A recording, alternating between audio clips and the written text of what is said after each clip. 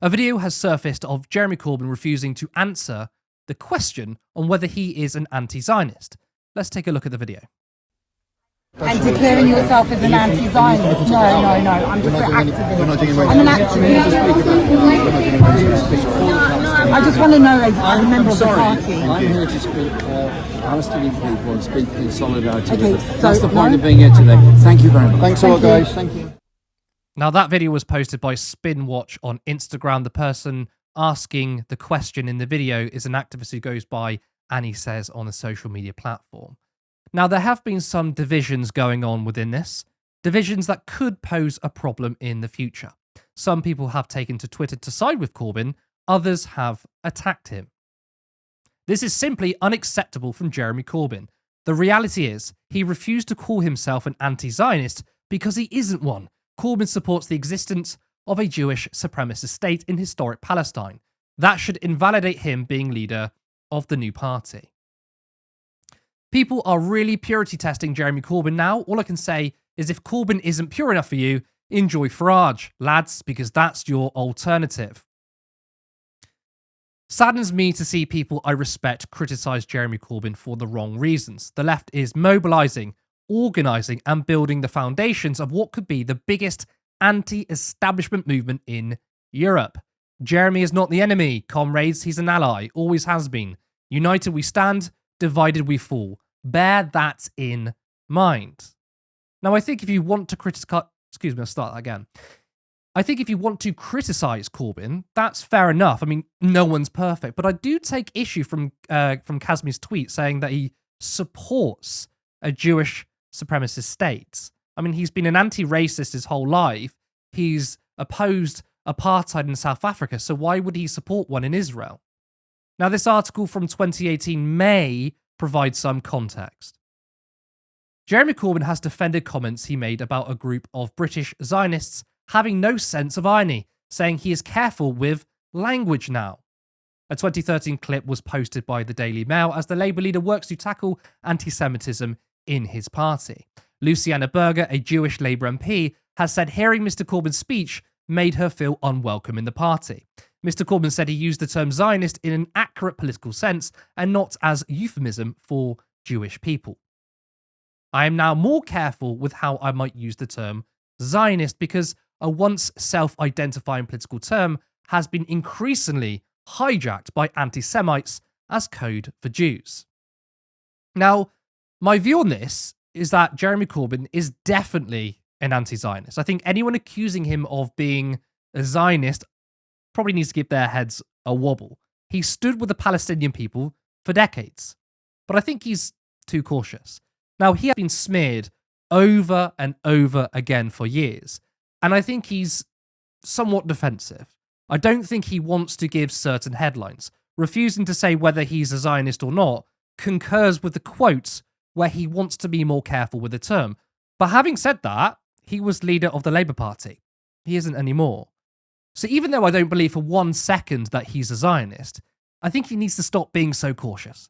When Zara Sultana was asked, she unequivocally said she was an anti-Zionist. The time for being cautious is over, and the new party needs to firmly establish themselves as an anti-Zionist party. Aidan, what are your thoughts on this? I think it's unfortunate that Corbyn isn't more forthcoming, but that doesn't lead me to think that he's a supporter of an ethnic state. Maybe you disagree. I mean, maybe you think this is actually a major red flag. I think it's potentially a major red flag with Corbyn because he's famously, not so great at marketing himself. And I think it's almost like he's learning the lesson that he needs to get better at doing that and stop kind of falling for quite obvious traps. And so in doing so, he's now refusing to establish himself as an anti-Zionist. But I do think it's like, I do kind of agree in the idea that I think he is quite obviously an anti-Zionist, but he's now too afraid to kind of back that with actual sort of any strong words to do so. So it's kind of like he's between a rock and a hard place almost, where he can't say he's an anti-Zionist, but if he doesn't say he's an anti-Zionist, then he has people on his side suddenly thinking that, he doesn't agree with them anymore. So he kind of can't win in this scenario. And I think it's quite interesting to think that he's now in a position where now he's, like, as you say, no longer Labour leader. He still feels like he can't fully gauge and fully say his true views. It's almost like maybe he's afraid to do so. Yeah, I think it's like he's acting like he's Labour leader, right? And I Mm. understand why he had to be more cautious. I mean, you are a leader of a party where there were people inside it who wanted to destroy you, of course. There were Yeah. Zionists in the party, and you had to look like you were a united political party. It is different now, though. When you look at Zohran Mamdani in the US, he's not capitulating, he's being more aggressive. So I do wonder, is it because Jeremy Corbyn is a bit older and he's done political campaigning this way his entire life? Would it be almost too much to expect that Jeremy Corbyn then says, you know what, I want to bring more aggression to me. I want to bring more smears to me. And actually, he's just trying to be risk averse.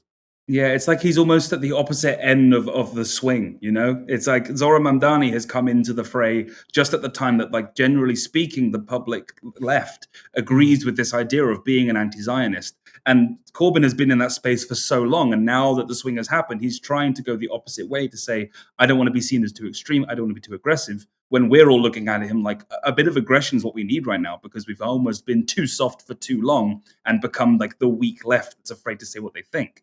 And then you've got people like Zara who are like strong and will say what they think, trying to kind of pull Corbyn to like, no, don't go too far the opposite way. We're here now. You need to catch up to us. And this just feels like potentially a misstep that he has done rather than an outlining of his actual view.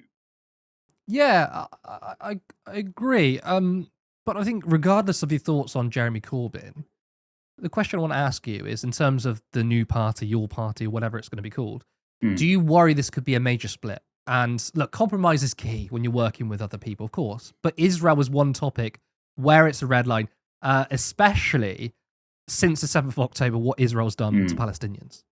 Yeah, I think the problem, again, and this is the left being the left as they wonderfully are, is it would only take a little contentious issue, like him misquoting himself in an instant moment like that in the park, where all of a sudden it becomes, oh well, we have two different sides in the party now. The left can't agree with each other yet again, and we're now in a position where there's a Zara and there's a Corbyn split in the party, and then no one can agree with anyone. And we end up in this kind of weird vacuous space where there's no one else to take part in the conversation because the left has again eaten itself. So I do think there is a potential for this to become a contentious issue when potentially there isn't one. Yeah. I mean, I think when it comes to this issue, it's understandable that people have a high amount of emotion in this, right? I completely get it. To speak sort of on behalf of myself, I would like if all politicians, all the politicians I support said they were unequivocally anti-Zionist, right? I wish Jeremy Corbyn would say that. But is that a litmus test for me to vote for them? No. The policies that matter. So if I have someone who says, I'm an anti-Zionist, and someone says, oh, I don't really want to get into this debate, but their policies are exactly the same when it comes to banning weapons to Israel, when it comes to stopping sharing intelligence and aiding their intelligence, when it comes to supporting not just Israel, but like the wider neoliberal, neocon foreign policy. If all that is in line with leftist beliefs, then I don't personally need someone to say I'm an anti-Zionist. That's more of a plus. But I guess for other people, it might be a signal to say it's not necessarily the phrase or the fact they wouldn't say the phrase. It's when push comes to shove. But again, I would say Jeremy Corbyn his entire life has been on the side of the Palestinian people. He's not sold out or anything. So, yeah, but I don't want to tell people this is how you should think. I mean, I think people are absolutely right to have their criticisms. But I do find it strange. I mean, especially the tweet from I think it was a Human Rights Law, actually, where he said Jeremy Corbyn shouldn't lead the party. It's kind of like, we were calling for Jeremy Corbyn to start a new party for years. Yeah. And now he shouldn't start this party. It's because I agree. It's like there's a purity test happening where maybe it doesn't need to be happening because you want people to be unequivocally clear on their views. But equally, I think it's like to suddenly say, well, throw him out the party, that he's not good enough. It's so unhelpful to what we're trying to achieve. And I do agree, like someone shouldn't have to explicitly say their views when time and time again they've proven it. You know, it's like if someone was to suddenly ask me my views on the royal family, it'd be like, well, do I have to say this again? Because you know my views on the royal family. I don't need to cover this subject yet again. So it's almost similar sort of test for him that it's unhelpful in conversation to focus so harshly on this when he's proven himself for what he really thinks. We know what he really thinks. He just knows that his hands are tied by the mainstream media, so he feels scared to say it, I would say, is my kind of established view on that. Yeah, I would say let's wait and see. If he starts turning around and saying, oh, actually, maybe we could send weapons to Israel. Oh, let's give them money. Then you can say, what the fuck, Jeremy? Which he won't do, by the way. But I tend to think actions do speak louder than words. Support independent media. Support social justice that's there on social media. Thank you. Turn left.